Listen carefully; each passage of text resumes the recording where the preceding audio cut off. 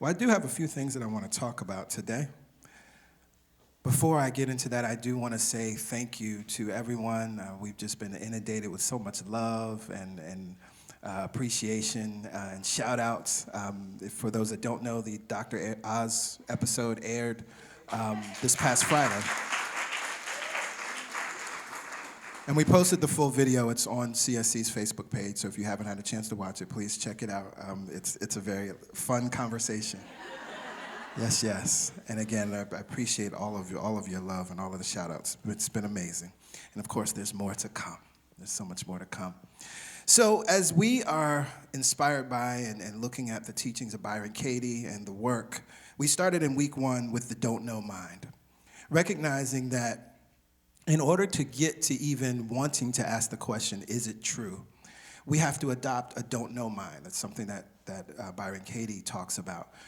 Recognizing and realizing that we don't have all the answers, even when we feel sure, even when we feel that he should have done this, she should have done this, or even when we feel sure, we recognize that we don't have all the information, don't have all of the facts. And so the don't know mind is that place that just opens up enough crack for us to ask this question: is it true? This belief that is causing me to suffer, this belief that is causing me pain, this belief that is keeping me in anger and I can't let it go, is it true? In week 2, uninvestigated beliefs, we went further because the second question says, well, can you absolutely know that it's true? Because sometimes we're still so sure. We know it's true. But can we absolutely know it's true? And really, we can never absolutely know it's true because we weren't in that person's mind. We don't know what they were thinking. We don't know what's going on. And we don't have a bird's eye view of all of the circumstances that led to the experience. And so in uninvestigated beliefs, we became detectives. And I offered a few things that we can use as detectives, looking at the cold cases of the mind to clue us in to maybe we are believing something that isn't absolutely true. Last week, can I get a witness? The third question asks us, well, how do you react when you believe that thought? What do you do? How do you feel in your body? How do you treat other people? How do you treat yourself? How do you talk to yourself? How do you talk about yourself? And I said that in that question, what we're being invited to do is to be a witness. It may be the first time that we've actually taken that moment to say, oh, wait, that's right. When I do believe that they shouldn't have cut me off in the grocery store, then maybe when I do believe that thought, how do I feel? What happens within me? Oh, well, my stomach turns into knots and I get pissed off. Or then when I get in the car, now I'm cutting people off on the road, right? All of these things begin to happen, and it's the first time that we become a witness to what's going on. Because prior to that, because we believe that it's absolutely true, it's just fact. And so however I'm reacting is how I'm supposed to react, and we've never taken the time to see how it actually affects us.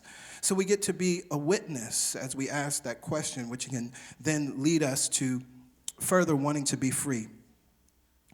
And so then we have the fourth question: who would you be without that thought? Now, I love, there's a couple things that Byron Katie says. We used this in the announcements last week, and the past weeks, for the God Talk. And it's the title of the manual for the work, All Wars Belong on Paper, is what Byron Katie says.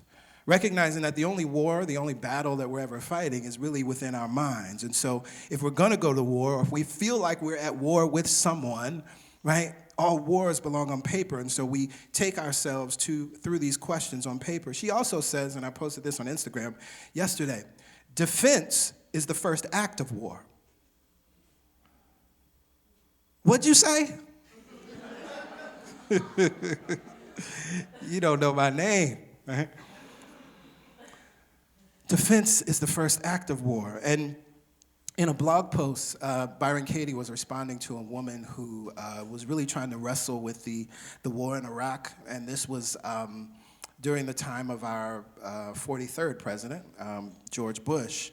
And she had kind of gotten so far in questioning her thoughts and moving through the questions, but she still had some concerns. And so Byron Katie is responding to her, and here's just a piece of what Byron Katie says, which I love. She writes, "It is internal war that must be ended if war is to end. Once the internal war ends, and therefore the external war ends, then armies will be armed with what they really want to be armed with, which is medicine, food, education, and goodwill, and hearts that are allowed to do what they do best, armed with what is right and good. I invite all of you to find any justification for war that doesn't mirror back the very same mindset of the enemy. Now, this is on the global scale, right? We're talking about a global conflict, but think about ourselves. I invite you, all of you, to find any justification for war, any justification for an argument, any justification for, as I said last week, I'm going to fix them, any justification for getting that person back, any justification for those things that we do that doesn't mirror back the very same mindset of the enemy, so-called enemy, that word is in quotes.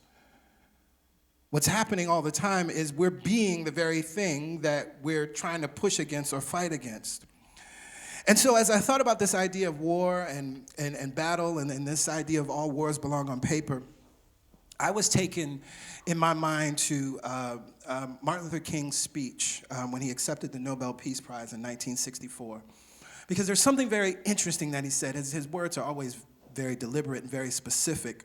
But I love how he opens this speech. He speaks, he says, I accept the Nobel Peace Prize at a moment where 22 million Negroes of the United States of America are engaged in a creative battle to end the long night of racial injustice. And I heard those words, creative battle, and it got interesting to me because you don't hear it spoken of in that way when we think about the civil rights movement. When we look back to the civil rights movement, it was, and any movement for justice is a creative battle, as he writes, to end the long night of injustice. And why that was, it brought me to this place because what I say so often when we talk about the work and we get to this question, who would you be without that thought? I always say that this is the imagination part. Right? We've moved through the don't know mind and we've questioned ourselves, is it true? Is it absolutely true? And we've become the witness and we're looking at now, well, how do I react? How do I act? How do I feel in my body? How do I treat other people? How do I operate in the world? What are the things that I'm saying? What are the things that I'm doing? What are the things that I'm not allowing myself to be, do, or have as a result of believing this thought? And then we go into imagination. Who would I be without that thought? For a moment, we get to just suspend what we think is reality. And so taking from Dr. King's word, I realized that this is not just an imagination step, but this is the creative step. Because what we're doing is, at this moment, we see now that what we believed has created suffering. And because it's created our suffering, now we have the opportunity to create our healing. We have the opportunity to create our liberation. We have the opportunity to create our freedom from these thoughts. But it requires us to imagine. To step outside of, just for a minute, just put that belief and that rightness on the shelf for just a minute. You can pick it back up, I promise. But just imagine, right? It's like trying on some different clothes. You may have, I never wear red. That red doesn't look right on me. Just grab the red. Just see what happens. Just put it on, look in the mirror. See what it feels like. And if you don't like it, you can pick another color. This is what we're doing with this thought. And as I thought about this creative opportunity that we have, this creative battle that we're moving through, I recognize that there's a tool that we need. There's a weapon that we need to effectively move through this creative battle. Because before we can even accept or appreciate this question of who would I be without this thought, there's a tool that we need, and it's called denials. I love denials. I love denials more than I love affirmations in many ways because they're so incredibly powerful. Because what we have to do is essentially we're denying, as we're temporarily suspending the beliefs, then we're denying what we think we see. Now, let's just be clear. What are denials, right? We know what affirmations are, yes? Right? I am prosperous. I am statements. Anything that's an affirmative statement, we speak out, I am successful. I am beauty. I am holy. I am worthy. I am abundant. I am endlessly and effortlessly creating the life that I most most desire, right? We can go on and on and on. And thank God for Louise Hay and so many others who have given us just a litany of powerful affirmations. But denials are important because many times we still don't believe what it is that we're trying to affirm. Like, it's nice to say I am prosperous, but do you really believe that? It's nice to say I am wealthy, but do we really believe that, right? And so sometimes what we have to say before we can affirm I am wealthy, we have to say I am not poor. I am not in lack. I am not in debt. I am not limited. Then you say I am prosperous. You feel the energy? And so A Course in Miracles, it talks about denials in this way. Human understanding will inevitably value wrongly, and by endowing all human thoughts with equal power, will inevitably destroy peace. I want to say that again, because this takes us right to what Byron Katie has been talking about the whole time. Human understanding will inevitably value wrongly, and by endowing all human thoughts with equal power, will inevitably destroy peace. This is why we come to the work. Because what we do, unfortunately, we attach to beliefs and we think it's the truth, valuing wrongly, and endowing all human thought with equal power. So we take those thoughts that are causing us suffering and we give those as much power as the thoughts that feel good, as the thoughts that are affirmative. And then that means that it will inevitably destroy peace. It goes on. That is why the Bible speaks of the peace of God which passeth human understanding. This peace is totally incapable of being shaken by human errors of any kind. It denies the ability of anything which is not of God to affect you in any way. This, then, is the proper use of denial. True denial is a powerful protective device. You can and should deny any belief that error can hurt you. This kind of denial is not a concealment device, but a correction device. The right mind of the mentally healthy depends upon it. So this is why we use this tool of denial. We're not burying our head in the sand. We're not denying what's happening out here in the world or what's happening in our lives, but we're bringing ourselves back to what is true so that we can get to this peace, which again passeth human understanding. But it's available to us all. And as Byron Katie says over and over again, when I found out that when I questioned my thoughts, when I stopped believing the thoughts that caused me to suffer, I became free. And this freedom is available to us all. This peace is available to us all. And here, as the text says, this peace is totally incapable of being shaken by human errors of any kind. Doesn't matter what we're believing. The peace is available. And so as we think about this tool of denials, I wanted to share, because Dr. Martin Luther King, in his brilliance, as he was a powerful metaphysician in his own way, he used this very principle, this very weapon of denials in his speech, in the Nobel Peace Prize speech in 1964. And here's how he uses denials. Listen to this. It's so amazing. He says, I accept this award today with an abiding faith in America and an audacious faith in the future of mankind. You hear there's no hoping or wishing in that? It's incredibly affirmative. He goes on, the denials. I refuse to accept despair as the final response to the ambiguities of history. I refuse to accept the idea that the isness of man's present nature makes him morally incapable of reaching for the eternal oughtness that forever confronts him. I refuse to accept the idea that man is mere flotsam and jetsam in the river of life, unable to influence unfolding events which surround him. That's a powerful metaphysician. I refuse to believe that we don't have the power to change our lives. I refuse to believe that we don't have the power to change our circumstances. I refuse. He goes on. I refuse to accept the view that mankind is so tragically bound to the starless midnight of racism and war that the bright daybreak of peace and brotherhood can never become a reality. I refuse to accept the cynical notion that nation after nation must spiral down a militaristic stairway into the hell of thermonuclear destruction. I refuse, I refuse, I refuse. And then he affirms, I believe that unarmed truth and unconditional love will have the final word in reality. In order to get to the who would you be without that thought, you might have to refuse some things. You might have to deny some things. You might have to say, I am not this thing, before you can then affirm this truth, as he so beautifully affirms. I believe that unarmed truth and unconditional love will have the final word in reality. This is the weapon that we use as we are engaging in this creative battle that only takes place in our mind.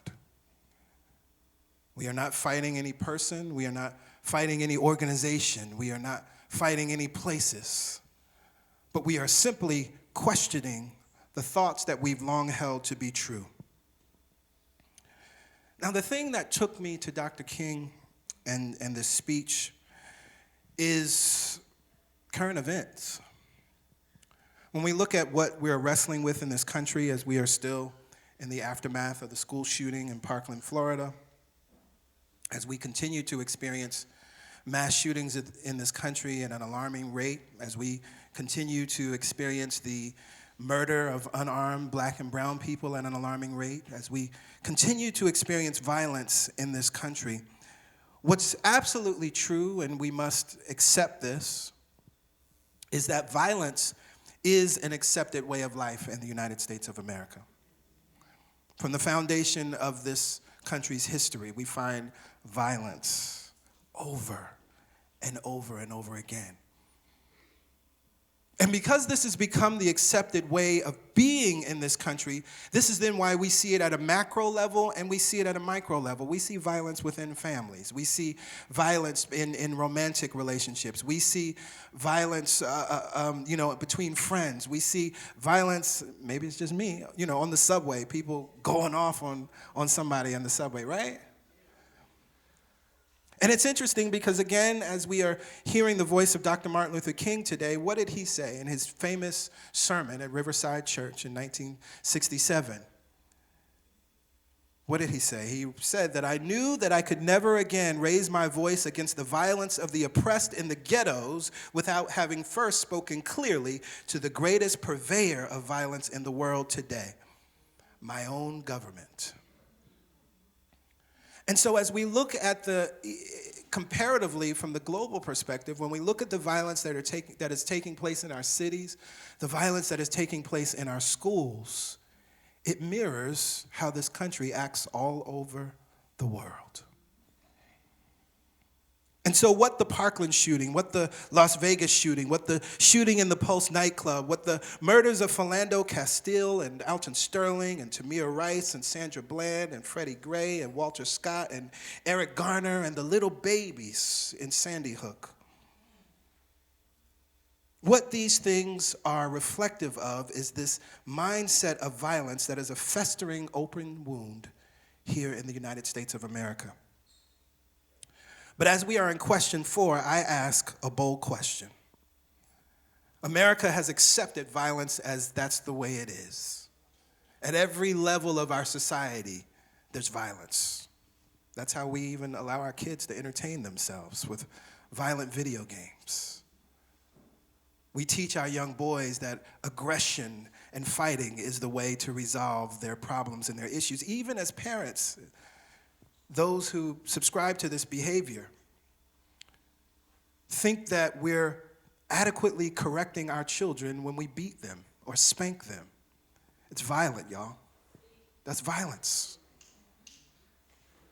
We're teaching that when you do something wrong and then I knock you upside your head, you're supposed to act right. So then how do we expect our children to act any differently out in the world? And then that's verified over and over again. And this is what Dr. King was talking about in his sermon. Because, as he had so many victories in the South, it was time to come to the North, right? And people were like, yeah, Dr. King, all that down South stuff, that we shall overcome, y'all singing and marching. Yeah, come up to Chicago. Come up to Detroit. Come up to New York with that. Let's see what happens. And he took the challenge, and he spent 3 summers in a row in the North. And what he was convicted by was this idea that as he's trying to tell the young brothers, you can't use violence. You can't throw Molotov cocktails. Like, I'm telling you, nonviolence is the way. They're like, but what's going on in Vietnam? The United States is slaughtering innocent people every day. in record numbers and are taunting the numbers. If you haven't seen it on PBS, there's an awesome Ken Burns piece on the Vietnam War. And what's so interesting about that is how the U.S. was constantly reporting and taunting about how many Vietnamese were being killed on a daily basis to say, look how amazing we are. We're winning the war. We're killing thousands of people and they're only killing a couple of us. And so they said to Dr. King, how can you tell us to not be violent when this is what our country does? And this is where he was at that place in his life where he said, our own government, our own nation is the greatest purveyor of violence. I have to speak out against that. If I'm also going to try to encourage our young brothers and sisters to not be violent. And so as we are in this place, I ask America, who would we be without the thought? The United States of America, who would we be? Can we imagine, can we engage in a creative battle of what it would look like to be the so-called leading country of the free world and leading with peace? Leading with peaceful negotiations. The thought that causes us to destroy countries in the name of peace, who would we be without that thought? The thought that causes us to create and perpetuate separation and division in this country and around the world, who would we be without that thought? The thought that has created a system which keeps our immigrants in fear, who would we be without that thought? The thought that breeds distrust in our government and distrust in those that represent us in the state capitals and in Washington, D.C., who would we be without that thought? The thought that continues to keep many black and brown people in fear of those that we pay through our tax dollars to protect and serve, who would we be without that thought? That we are a violent nation and this is our heritage. Who would we be without that thought? Now, as Byron Katie says, all wars end on paper. And so if all wars end on paper, then this is where we must bring the work to, because what's interesting is if we can see it in the life of the United States of America, then it means that we can see it in ourselves. And so as we offer the question, who would we be without the thought, I say that I know that there will be peace on earth, and it begins with me. I know that there will be sweeping gun reform, and it ends with me. I know that all children, including my children, will be safe in our schools, and it begins with me. I know that there will be healing of the long-held division and separation, and it begins with me. Where is the violence in my own mind? I start there. I challenge myself to ask the questions, do I believe that there is any justification for violence in my own life, in my own way of being? Gregory Stamper Jr., who would you be without that thought? Who would you be without a thought of retaliation? Who would you be without a thought of otherness? Who would you be without a thought of separation? We recognize that peace is possible, but it starts with the collective. Through the collective, it starts with the individual. And let's think about that for a second, because we don't need everybody to agree. But if the feet start walking in a certain direction, the rest of the body has to go with it. And so let us be the feet of this nation. The feet of this nation that are willing to walk in the direction of gun reform. The feet of this nation that are willing to walk in the direction of knowing that our babies will be safe. Just as we knew we were safe when we walked into schools every single day, we were not worried or never thought about the fact that any of these ugly things could happen. We are knowing this truth. We are walking in that direction. We are walking in the direction of knowing that all of the beautiful immigrants that have helped to make this country what it is will continue to be able to come in this country, live safely in this country, easily and effortlessly move through the process of becoming full-fledged citizens of this country. Let us begin to move our feet in that direction, because it begins with us.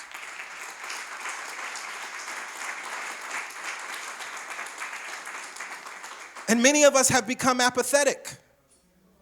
Because again, this belief, this thought about the violent nature and the violent tendencies and the separation within this country, we've become apathetic. Oh, this is just the United States is being the United States again. Who would you be without that thought? Are we willing to free our minds so that we can free our nation? Because the only way this country is going to change is if we do it. That may mean that we seek to trust in or vote in someone who is traditionally inexperienced. We need new blood in government. But think about the ways that we don't vote for people. Well, what have they done before? They've never been in office before? Well, we got somebody that's never been in office before now.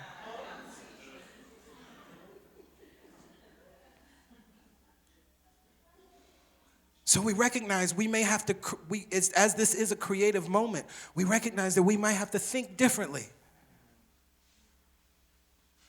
I'm so proud of the young people that are standing up right now, the teenagers that are speaking out. There's definitely future leaders. What would it look like when some of these young people are of age to stand behind them as their elders and say, we got you. Do y'all know how young Martin Luther King was when he started? 23, 25? We don't look to our young folks in that way to think that they can lead us, but it's been done in this country already. Who would we be without the thought that you have to be 40, 50, 60, 70 years old to lead this country? Or to make any lasting change, right? That lasting change that we're here talking about Dr. King right now. And even for ourselves, because as he started so young, that means he had to let go of the thought about how young he was, or will people listen to me, or will people respect me, or can I lead? Am I experienced enough? I mean, he was just barely out of seminary. And his only desire was to just be a pastor of a small church. That was all he wanted to do. So he had to let go of that thought. Maybe we have to let go of that thought. Oh, politics is not for me. Oh, well, I can't lead. I don't really want to be out there. I'm not a good speaker. I don't have much to say. Nobody will listen to me. Who would you be without that thought? Is it true? Is it absolutely true? When you believe it, how do you feel? How do you react? And then we go to the creative place. Who would we be without that thought? I know that there will be peace in this country in our lifetime. I know that gun control and gun reform will happen in our lifetime. And I know it because I know where it begins. I'm not putting all of the power in our politicians or in our government, but I'm recognizing that the power is with us. So let us collectively do the work. I invite everybody to stand.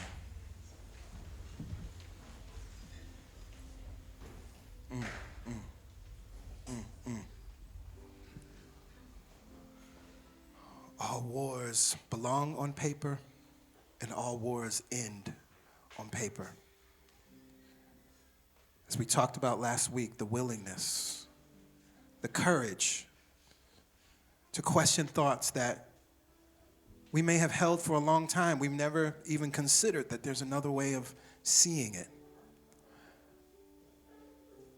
But we can recognize where we're suffering. We can recognize what doesn't feel good. And we can recognize that we have the power to change our own minds. And what does the principle say? Change your life. Change your mind. Change your life. And so by changing our lives, and collectively we begin to change our lives, again, we are the feet walking in the direction of wholeness, of peace and possibility, and the rest of the body will go with us. Let's stop complaining about what the head isn't doing, and let's just start walking, and the head will move right with us. Let's stop complaining about what the shoulders should be doing and what the hands should be doing. We're the feet. The hands and the shoulders got to go wherever we take them. So let us take them to the proverbial promised land. But we have to be creative and imaginative enough to even articulate what that promised land looks like, what that world looks like where there are no more guns in the hands of regular folk. What that world looks like where AR-15s are no longer even a part of the conversation. There's a generation that's never seen one of those guns. They didn't even know they existed. A generation where people begin to turn in these guns and destroy them. There's a brother that just did that. I shared it on Facebook. Powerful video. He said, I could sell the gun, but if I sell it, it might get in the hands of somebody that we wouldn't want it to be in their hands. He destroyed the gun. And he's a stereotypical NRA gun holder. But he's willing to see and imagine who he would be without the thought. Who would he be without the gun? And all of the identity that was related to that for him, he let it go. Because he saw what was happening. And he's standing in the place of never again. It only starts with one. That's all that's required. And that love ripples out. We imagine a world where there will be a cabinet-level Department of Peace.